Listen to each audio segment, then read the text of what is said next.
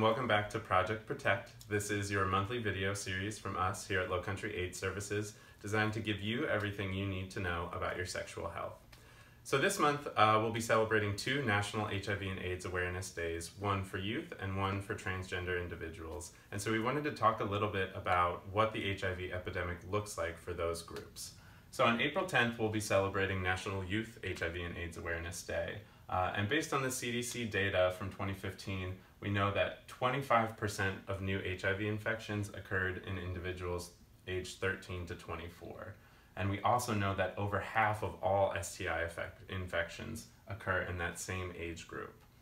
So when we break down our HIV infection rate, 82% of those youth were gay and bisexual men, 81% of those were people of color, and most alarming, in my opinion, of all those facts was that 50% of youth living with HIV do not know that they are infected. And so we definitely encourage youth to come out and get tested. Knowing your status is exceptionally important.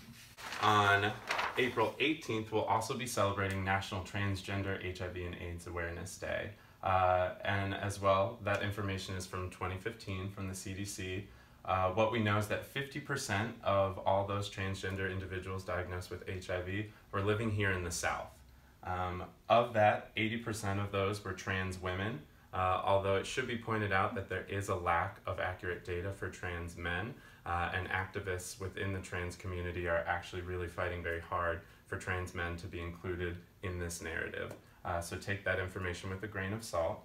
50% of the trans individuals diagnosed were African American, and again, over 85% of all of those diagnosed were people of color. And so we continue to see people of color continually disproportionately affected by the rates of HIV.